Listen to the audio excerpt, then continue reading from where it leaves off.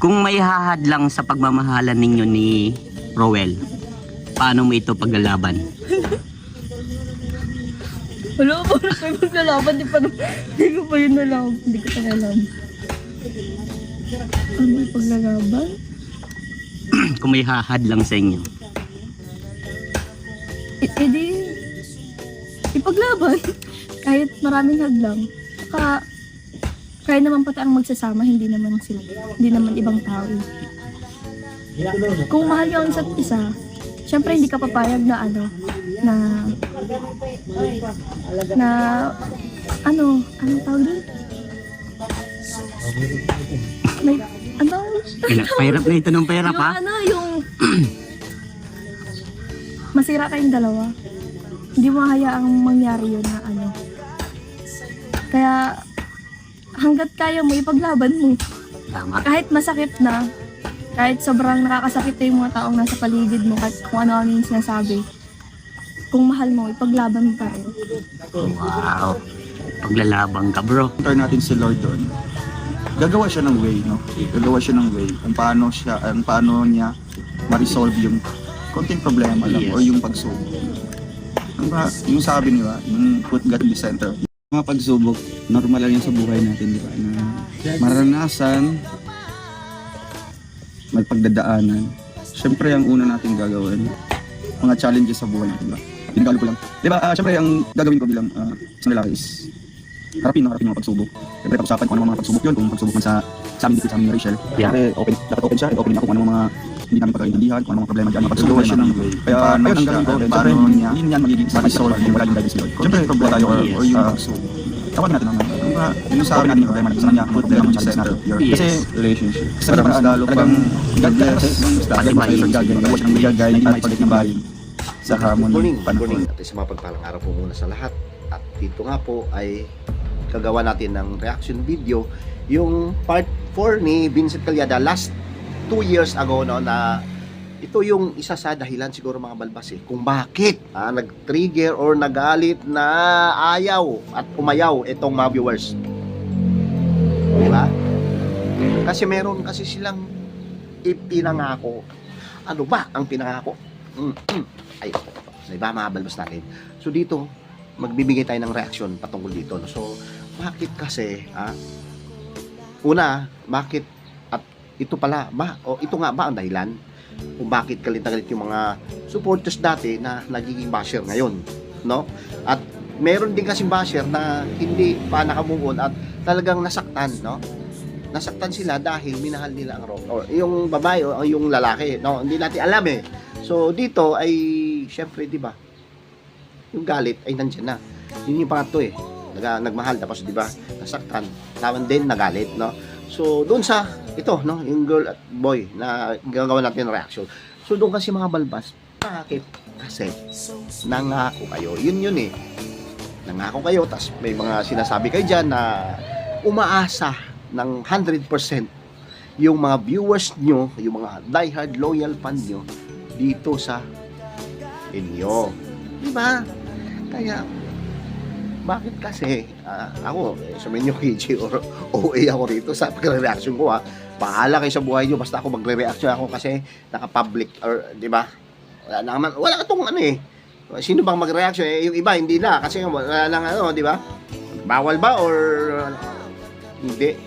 Dapat nun pa or di ba? Nung nangyari na naghiwalay na dapat tinulungan nyo na mag-reach out kayo dyan at tulungan nyo si Rachel para magiging umakad ba nandun pa rin yung tatag or yung, kasi nga nangako nga kayo dyan pero pagdating dito huwag pansin mga balbas meron dun part sinabi si Rowel na pinakaayaw niya or kung mangyari man ito ay ayaw niya na mangyari kay Rachel, no?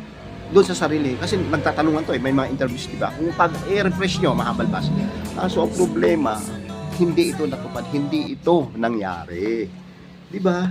Ano nangyari? Ano bang sinabi? Nangako kayo na ito, refresh lang wala kung saan man ito mga balbas kasi alam ko talaga na baka dito nag-ugat talaga yung problema, dito talaga nag-ugat yung pambabash at yung mga supporters to. So wala tayong magagawa dyan, di ba? Ang tanging magagawa lang natin ay dapat stop na o hindi ka na ganun, at tibayan yung loob, no?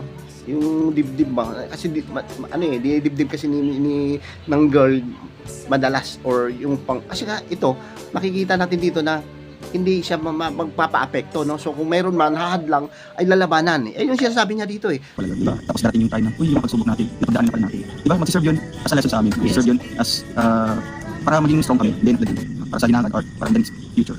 Kung baga ang gusto mo, dapat lagi nakasearch sa center si Lord. Yes, yun ang point ko doon. Talagang kahit na ano makasubok. Kasi kami po, kami lang, di ba? Kung hindi pa kaunawaan, medyo mahirap kasi may kanya-kanya pag-iisip or kanya-kanya opinion. Siyempre, kung i-center natin sila, Ano mang pagsubok ang dumating para sa inyo ni Ruel, paano mo makakayanan para sa inyong dalawa? Paano makakayanan?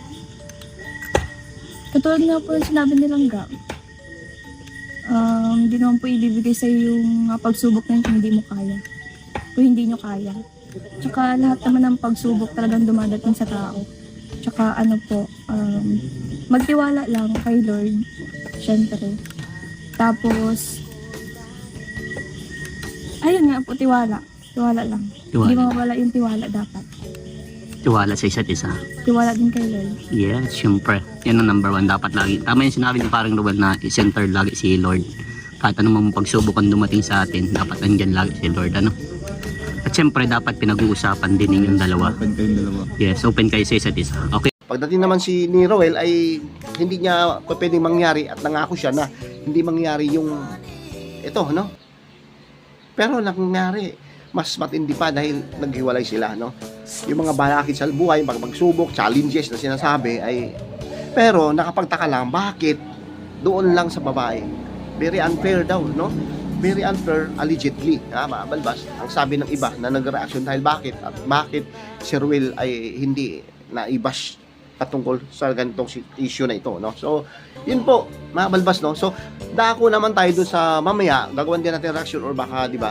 Kasi meron din bilanggit dito nung in-interview ni Vincent Calyada si Tatay Raysan, no? So, meron lang akong napupuna ron dahil ang sabi doon, wala daw manliligaw si Rachel, no? So, siguro, ang sa akin lang doon ay merong manliligaw, pero hindi lang muna pinapayagan ni Rachel na umaakyat ng ligaw.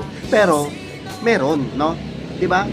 Iba kasi yung sasabihin natin walang manliligaw nakalagay yun doon sa thumbnail o sa title ay walang manliligaw. Imposible naman walang manliligaw sa ganda ni Rachel. Meron yan. Kung sabi nga ni Rachel, diba? Kung totoo siya na meron, pero hindi nga muna daw siya nagpapaligaw. Okay? So maliwanag respect. Yan, ika nga, sinasabi niya, respect dahil ayaw niya muna na may manliligaw dahil hindi nga siya. Ito, no? Yung sinasabi, naguluhan tuloy ako. Walang manliligaw, sabi ni Tatay Raysan, di ba? Kasi sa gantong sitwasyon ngayon, nasaktan na nga si Rachel, bakit nandyan at may manliligaw? May manliligaw, pero hindi nga si Rachel muna daw nagpapaligaw. Yun yung inano ko lang, no? Yung kumbaga hinatama ko lang, no? So, yun po. At dito, kung ating pansinin, ay medyo doon din dahil nasaktan itong mga viewers natin, yung mga supporters natin na naging loyal. At syempre, di ba, sasabihin natin na baliwalay lang sila at hindi na natin papansinin at hindi natin bibigyan sila ng, di ba, ng kumbaga attention, no? Iba yung ayaw mo na, or di ba, hindi mo na pinapansin yan mga yan ay nagmahal sa iyo, no? Di ba? Hindi mo lang alam na minahal ka niyan at bakit bawal bang magbigay sila ng expression nila or yung pagmamahal nila the way na kasi iba yung nangyari dito dahil nga merong pangako, no? Merong pangako doon na nagiging at hindi pala natupad, no? Promises was only made to be broken. So, bakit ginawa yung mga pangako na yan? Ibig sabihin ba ginawa yan para lang, di ba, mabobreak, di ba, mabasag lamang? Hindi ako naniwala doon sa anan. Pero dito kasi grabe ang pangako, no? Nandun social media, nandun at naka-public yan, maabot ang kalahating million views dyan si kay Vincent Calyada, di ba? Doon sa interview na nangako sila, yun doon nagustuhan ng mga viewers. Kaya doon din nila parang kinagalit, no? Parang nagiging mas doble pa yung galit nila, no? So, yun nga, yung reaction natin dito is at nangako kasi, aray ko naman kasi, bakit ka naman kasing ganoon? Di ba?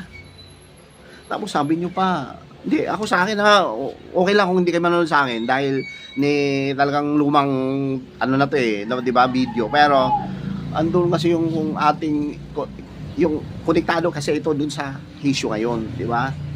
Konektado balbas Kaya gustong, di ba?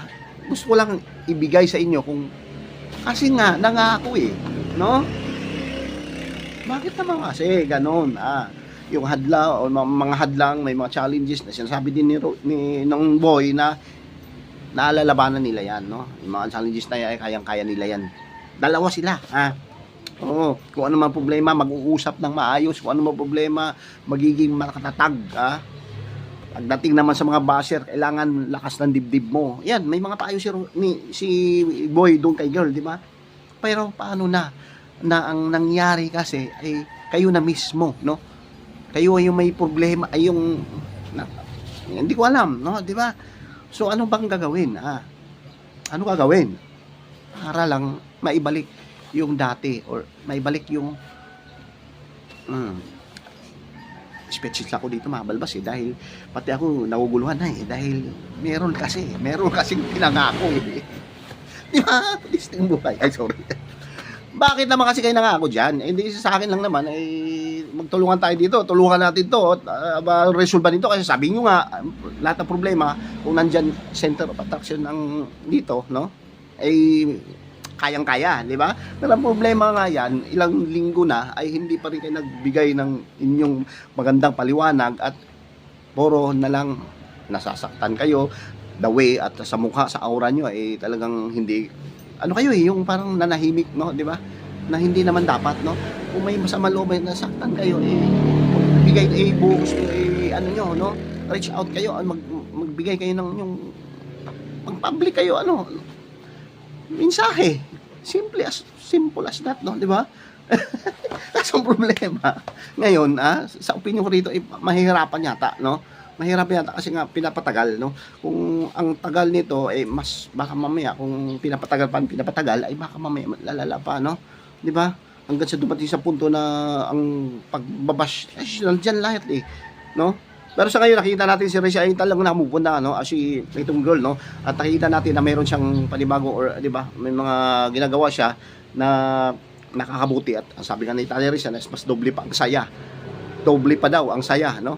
Pero parang baliktad yata, no? Sinasabi ni Tatay Rizan dito na magiging masaya pa daw yung mga basher na ito at doble pa daw dahil sa mga susunod na araw, no? So di natin alam, abang-abangan natin ito. Pero pagdating sa dulo, sinabi niya ay mababaliktad or yung saya na yun ay baliktad pala, no? So hindi natin sure kung ano ba ang mangyayari pa. Pero alam ko dito kasi may mga gagawin plan or may mga live sailing yata si Rachel ngayon, no? So yun siguro yung isa sa mga way, no, option para lang magkaroon at hindi na mabigyan ng mga basher kasi nandyan at nagko-commentos pagdating doon sa pagdating sa pagla-live ni Rachel, di ba? So baka doon ay at kahit sa kayo kasi marami siyang proyekto, no? Marami siyang project kaya which is na good para kay Rachel ito, no? So yun nga lang, balikan natin yung pagiging unfair ng iba at ng mga basher. Bakit siya lang, no? Na dalawa naman sila, both jowa ay nangako dyan sa isa't isa na walang iwanan at kayang-kaya nilang lutasin yung mga problema na yan, mga challenges na yan, no? Mga pagsubok na yan. Kaya ako, nilang reactor, opinion ko dito magpaliwanag kayo, no? So siguro marami talaga din ang masasaktan patungkol sa mga ganitong issue na ito at na hindi mabigyan ng magandang paliwanag, no? Kung mapaliwanag man dito sa kabila, yung sa kabilang kampo naman hati, no? Magkakaroon din ng paliwanagan doon. So merong magiging cons at may pros at may talagang kakampihan dito kung ang ibibigay na mga komento or opinion bawat at mensahe ng bawat isa ay hindi tugma doon sa isang mensahe, no? Pero kung sa support or di ba, kasi alam ko dito pagdating sa sa pag nagpapahayag na sila ay baka pas pareho lang para at least kahit paano ay hindi at walang pambabash na mangyari pero nangyari na kasi na nabash yung girl na mabalwas natin. So ang opinion ko, reaction ko dito ay sana, no, lahat at no, let's help yung babae ba o yung lalaki para at least kahit paano kung may mabuo man o manumbalik pa ba kaya ang langga at ang palangga ng lahat. Ito kasi ito yung unang love team na talagang ginagampan o ginawa ni Kalinga Prab, mga balbas natin, no? So sana magkaayos na ito at magiging okay ang lahat, pati na yung mga viewers, supporters at yung mga dating basher na dating supporters na naging basher ngayon, maging okay kasi nga alam ko at nasaktan din yan mga yan nung time na sila po ay naghiwalay. Okay? So, yun lang po at isang mapapalang araw po muna sa lahat ng mga viewers natin at sa lahat ng mga nandyan na nakasuporta sa ating channel. Thank you at umabot tayo at nadagdagan pa ng 200 higit na, no? Sunod-sunod 3 days tayo ay yung subscriber natin ay nadagdagan pa, no? So, thank you sa suporta at sana, no, kahit like man lang ang aking lambing ng inyong host ay nabibigay nyo. Thank you, God bless at mabuhay tayo lahat. Bye-bye. Yung point lang doon is suga, di ba? Yes. Ina-elaborate ko lang kung paano, anong gagawin. Okay, sa'yo naman Rachel. Ano mang pagsubok ang dumating para sa inyo ni Ruel, paano mo makakayanan para sa inyong dalawa? Paano makakayanan? Katulad nga po yung sinabi nilang Gab. Hindi naman po ibibigay sa yung pagsubok na yun kung hindi mo kaya. Kung hindi nyo kaya. Tsaka lahat naman ng pagsubok talagang dumadating sa tao. Tsaka ano po, magtiwala lang kay Lord. Syempre.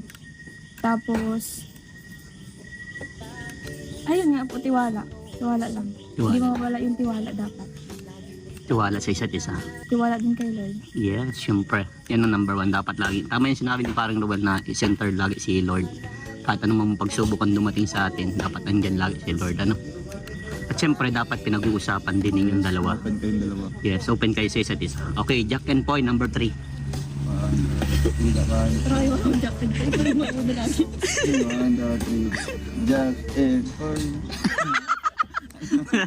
Okay, number 3. Medyo pahirap na ito ng pahirap, ano? Kung may hahadlang sa pagmamahalan ninyo ni Roel, paano mo ito paglalaban? Wala po na kayo maglalaban. Hindi ko pa yun nalaman. Hindi ko pa nalaman. Ano yung paglalaban? Kung may hahadlang sa inyo. Edi, ipaglaban. Kahit maraming hadlang. Tsaka, kaya naman pati ang magsasama, hindi naman ibang tao eh. Kung mahal nyo ang isa't isa, syempre hindi ka papayag na